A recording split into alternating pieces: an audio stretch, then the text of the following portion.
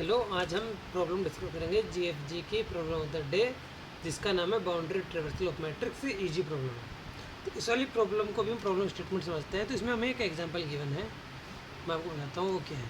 तो sorry case में हमें क्या गिवन है कि एम क्रॉस एन का मैट्रिक्स गिवन होगा, और जो इस एग्जाम्पल में हमें 4x4 का एक मैट्रिक्स गिवन है और उसकी कुछ वैल्यूज है। लेट से 1 2 3 4 5 6 7 8 9 10 11 12 13 14 15 एंड 16। ठीक है, कुछ वैल्यूज गिवन है।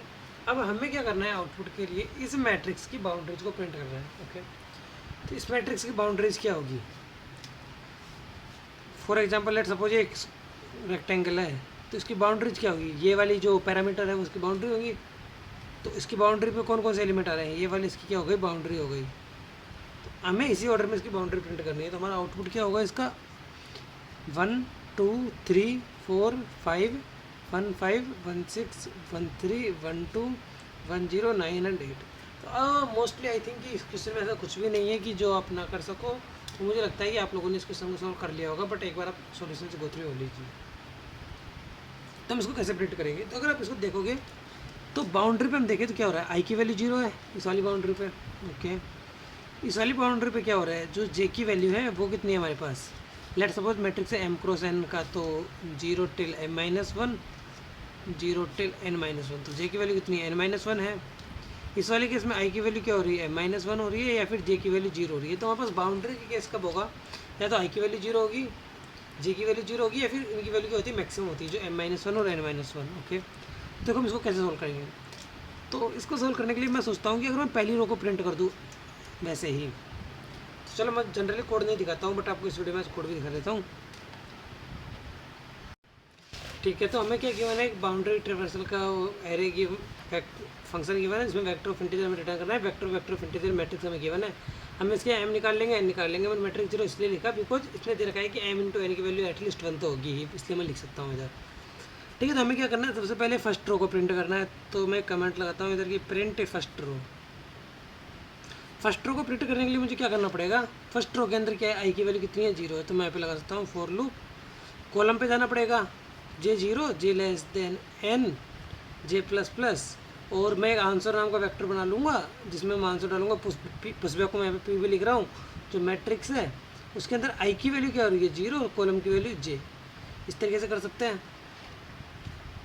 ठीक है, फिर देखते हैं जब हम इस तरीके से हमारी ये वाली लाइन प्रिंट हो जाएगी, तो हमें क्या करना पड़ेगा, इस वाली को प्रिंट करना पड़ेगा। हम इस 1 को क्या करना पड़ेगा, स्किप करना पड़ेगा। तो मैं चलता हूँ यहाँ पे आई की वैल्यू 1 2 लेके m माइनस 1।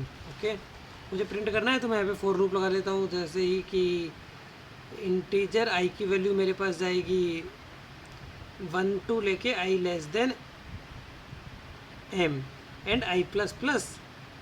तो मैं इसके अंदर आंसर के अंदर क्या पुशबैक करूँगा, यहाँ पे जो मैट्रिक्स है आई की वैल्यू चेंज हो रही है, कॉलम की वैल्यू कितनी है मेरे पास, n माइनस 1। ओके, फिर मुझे ये वाली प्रिंट करनी है लास्ट रो। तो लास्ट रो के अंदर क्या होगा, मेरे पास m माइनस 1 ऑलरेडी प्रिंट हो चुका है। तो मेरे को जाना पड़ेगा यहाँ से, कहाँ से, n माइनस 1 एलिमेंट प्रिंट हो चुका है, तो n माइनस 2 से। ठीक है, तो मैं यहाँ पे एक लाइन छोड़ देता हूँ, अभी बताता हूँ क्यों छोड़ी है मैंने। फॉर लूप इंटीजर j की वैल्यू चेंज हो रही है n माइनस 2 से, j greater than equal to 0, j minus minus, और आंसर के अंदर हम पुशबैक कर लेंगे। मैट्रिक्स ऑफ आई की वैल्यू कितनी होगी मेरे पास, m माइनस 1, जे की value j।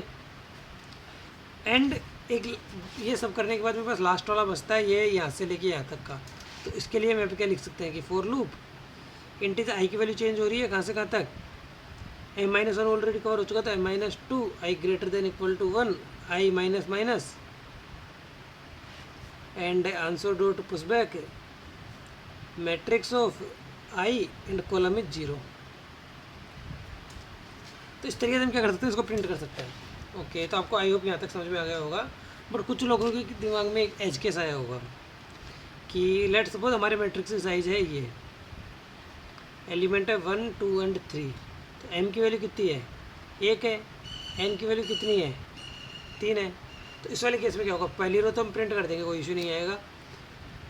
J0 J less than n J plus plus पहली रो प्रिंट करने में कोई इशू नहीं आएगा। फिर मैं देखता हूँ ये वाला कॉलम प्रिंट करना है, तो मैंने बोला था कि इस वाले एलिमेंट को स्किप करके नीचे चलते हैं, आई इक्वल टू 1 थे, but i equal to 1 i less than m, तो वो छोटा नहीं होगा, तो वो वाले में कोई इशू नहीं आएगा। फिर मैंने बोला जे की वैल्यू अपन चालू करते हैं n-2 से, क्योंकि मुझे इस तरीके से प्रिंट करना है अब ये वाली लास्ट वाला कॉलम। तो मैं देखूंगा यहाँ पे कि इधर से इधर आऊँगा, तो मैं देखूंगा यहाँ पे जे की वैल्यू n-2, n कितना था 3 था, n-2 कितना हो गया 1, तो ये वाली इंडेक्स कौन सी हो गई 1। तो मैं देखा हूँ जे की वैल्यू 1 से n-2 j greater than equal to 0 j minus minus. तो यहाँ पे क्या होगा कि पहले हमने 1 2 3 प्रिंट कर लिया था, अब आता है जे इक्वल टू n-2, मतलब जे की वैल्यू 1 है वो बड़ी है, and matrix of m-1, m equal to 1 था तो ये हो गया 0, तो ये वापस इसने क्या प्रिंट कर दिया 2,1 इसने वापस प्रिंट कर दिया। तो इशू समझ में आया कि अगर हमारे पास मैट्रिक्स के अंदर m की वैल्यू 1 है तो एक इशू है। इन द सेम वे हमारे पास ये होगा जब हमारे पास मैट्रिक्स के अंदर कुछ इस तरीके से होगा 1 2 एंड 3, तो इस वाले केस में क्या होगा m की वैल्यू तो 3 है, n की वैल्यू 1 है, तो पहली रो के लिए 1 प्रिंट हो जाएगा, दूसरे वाले केस में हमारे पास i की value 1 i less than m, ये 2 प्रिंट हो जाएंगे। फिर j की वैल्यू n-2 से तुम चालू करोगे,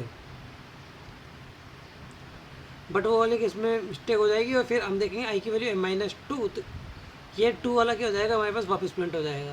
तो इसमें क्या होगा कि कुछ चीज़ें हमारे पास रिपीटेडली प्रिंट हो रही है, तो इसके लिए हम यहाँ पे क्या कंडीशन लगा सकते हैं कि अगर हमें यहाँ पे अगर इस तरीके से करके हम यहाँ पे कंडीशन लगाते हैं कि अगर m की वैल्यू 1 है और एंड n की वैल्यू भी 1 है, तो उस वाले केस में क्या होगा हमारे पास मैट्रिक्स में केवल सिंगल एलिमेंट होगा, तो हम उसी को रिटर्न कर देंगे। एल्स इफ अगर हमारे पास m की वैल्यू 1 है, m की वैल्यू 1 का मतलब केवल एक रो है, तो उसी रो को रिटर्न कर देंगे, और अगर हमारे पास n की वैल्यू 1 है तो हम उसी कॉलम को रिटर्न कर देंगे, अदरवाइज हमारा ये वाला सोल्यूशन तो चल ही रहा है। तो आई होप आपको ये वीडियो यहाँ तक समझ में आ गया होगा, बट इसमें मैं अभी क्या करता हूँ, अगर आप ऐसा नहीं करना चाहो मतलब ये बिल्कुल सही है, एकदम करेक्ट है, बट मैं आपको थोड़ा और ऑप्टिमाइज बताता हूँ इसको कि हम इससे ऑप्टिमाइज नहीं होगा बट इससे कैसे बच सकते हैं। तो हम इस थर्ड वाले को समझने की कोशिश करते हैं, क्योंकि इसने मेरे लिए प्रॉब्लम क्रिएट की थी इस वाले केस में कि ये बोल रहा था जे की वैल्यू n-2, और हम यहाँ पे यूज़ कर रहे थे m-1, m-1 की वैल्यू 0 हो जा रही थी और हमने 0 ऑलरेडी यूज़ कर चुका था।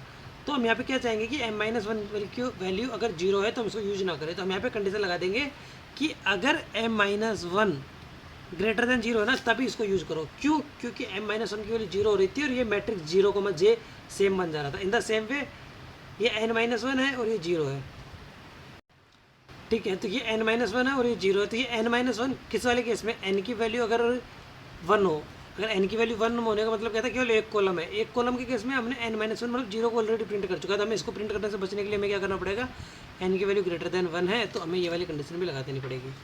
आई होप आपको ये सॉल्यूशन समझ में आया होगा, मतलब बिल्कुल ईजी क्वेश्चन था, बस ये थोड़ा सा इसको कोड दिखाया, इसमें वीडियो में थोड़ा टाइम लगा, और इसकी टाइम कॉम्प्लेक्सिटी कितनी होगी, हमें अभी फॉर लूप लगा रहे हैं, हर एक बाउंड्री को ट्रेवर्स कर रहे हैं ना, तो हमारे पास कितनी होगी ऑर्डर ऑफ, हम एक फर्स्ट रो को ट्रेवर्स कर रहे हैं, फर्स्ट रो के अंदर कितने एलिमेंट्स हैं n, सेकंड हम लास्ट कॉलम को ट्रेवर्स कर रहे हैं m, फिर रो फिर m, तो ये हो गई हमारे पास order of 2 into M plus N, order of k into M time complexity को हम क्या लिखते हैं order of m plus N, और स्पेस हम एक्स्ट्रा यूज कर नहीं रहे, वो कितना हो जाएगा ऑर्डर ऑफ 1।